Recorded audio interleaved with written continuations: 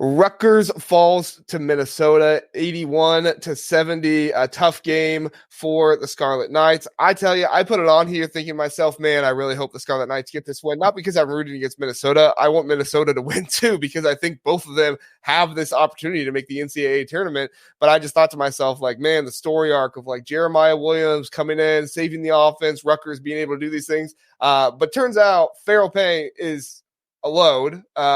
You're not going to stop Minnesota, because Ben Johnson has proved everything that I've said the past 2 years wrong, because Ben Johnson is a darn good coach. He's got some really good players around him. And I'm overall very impressed with this Minnesota team. I wish they played some more quad one games in the out of conference. I think that will ultimately be their downfall of why they don't make the tournament. But I tell you, I really like this Minnesota team. Kent, what were your thoughts? Love him. Love Minnesota. They're they are literally my favorite team to cheer for this year. It's like them, and I always have a soft spot for Northwestern for some reason. But I think that Ben Johnson was listening to the pod last week, because we were talking about how Pharrel Payne should not win Sixth Man of the Year because he's a starter. And he listened to that and he was like, oh, you know what? I'm going to put him in the starting lineup the rest of the year now, because that's what JR and Kent told me to do. So put him in the starting lineup, had 21 points. And, as always, we were right about this. He's the man. And also interesting, I just love the way that they play. They share the ball so much. They play the right way. And all 5 guys that started today in double digits. That doesn't happen very often. All 5 guys over double digits. So love watching Minnesota play. I almost said Max Christie, but I love Cam Christie.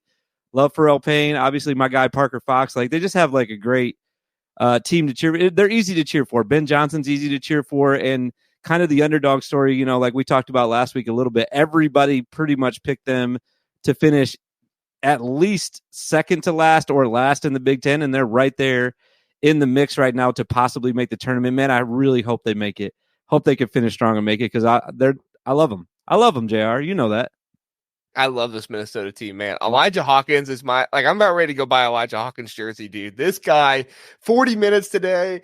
He's passing the ball all over the court. Only 7 assists, but like, that's literally what we're saying with Elijah. It's only 7 assists this game. Yeah. Like, this dude's getting 10 assists a game, it seems like. And man, he just passed the ball all over the place. And you're right.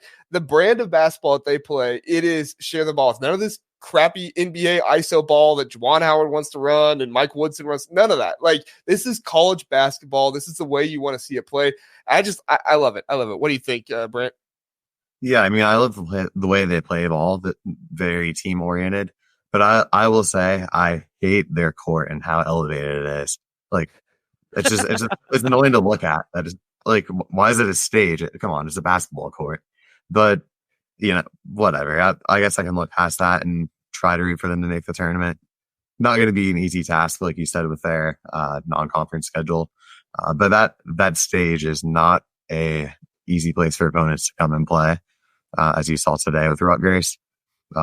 Great win for Minnesota in this game. They kind of dominated for pretty much the entire second half. Pretty much had it put away. I think I don't think Minnesota is going to make the tournament. But they have an opportunity. I'll say that, because they've got 3 really, really tough road games left. They've got Michigan State, they've got Illinois, and they've got Northwestern. I don't think they're going to win any of those, but the opportunity is there. I think if they somehow, some way win 2 out of 3, they're going to be real hard to keep off the bubble. Yeah, for sure. Got some great comments here. Payne is a grown ass man, period. Dave is saying, Sky you, Ma. That's excellent. Philip, I doubt Minnesota makes the NCAA tournament. I want to see them go to the NIT and win it. That would be fun to see them do that. But ultimately, I'd love to see them in the tournament. I'll take either one at that point. Babla Doctor, interesting name, but thank you. Dawson Garcia is a star too. He deserves respect. Yeah, Kent, you put Dawson Garcia in your award stuff. Where'd you put him? I forget. I had him when we were doing our first team All Big Ten. I think I chose him as like my 6th player or something like that. Yeah. So yeah, Kent is giving respect there, but Dave's not really a fan of you. You hate my court. Oh, hate your wow, all right. Ouch. Minnesota fans are ruthless. Yeah, they are. I love the court, by the way, Minnesota fans. There seem to be a lot of them. I love it, guys. Great court. Fisherman says they have to beat OSU. Yes, Fisherman. Show them who's boss. I'm actually on their schedule right now. You know what's going to be a big game for them is at Nebraska. Like if they can go out and do what nobody else has done, which is winning at Nebraska, that would be a huge win for them, and that would really open up some eyes. Like, oh my God, they're the only team that was able to come out here and get a win. That would be a huge resume booster for them. That's coming up next week, right? And that's a huge game for Minnesota. No offense to Nebraska, love you guys too, but man, I would love to see Minnesota pick up that win and notch another one on their resume. That'd be great.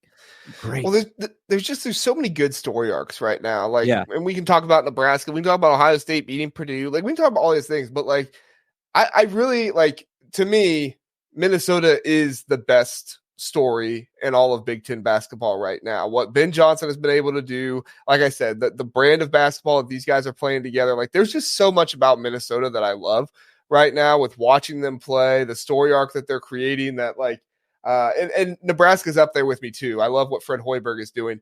But there's just something about this team. Like I inherently just love watching Minnesota. And like even tonight, I was rooting for Rutgers. Like, you know, in my mind, I was like, oh, I want Rutgers to win so that way we can have this story arc of them. But still, like deep down in my gut, I was like, but I really want Minnesota to win this game because again, I just love the way they play. I love the Ben Johnson story arc. So yeah. Any thoughts on Rutgers, Brent? Yeah, I mean, it was a fun little 4-game run for them, but the fun's over and season's probably done with this one. But aside from that, a lot to be happy about if you're a Rutgers fan. Just kind of the way they turn their season around and the way Michael is coaching them up. And obviously what they have coming in next season is going to be a lot of fun there. But this season looks like it's wrapped up. Yeah, it is. But you see Jeremiah Williams next year with Bailey and Harper coming in. That's going to be really, really fun to watch. I'm already saying that's going to be my Minnesota team next year. I'm going to be all over Rutgers. I'm going to love them next year. I don't hate them right now, but I'm really going to like them next year for sure. For sure. What do you think about Rutgers right now, Kent? Yeah, I love like what Brant just said. It was a fun little run right here. It just doesn't feel like they're going to be able. I know I saw your tweet the other day that said, I think it was about Rutgers, right? When you said, am I crazy to think Rutgers can still make the tournament?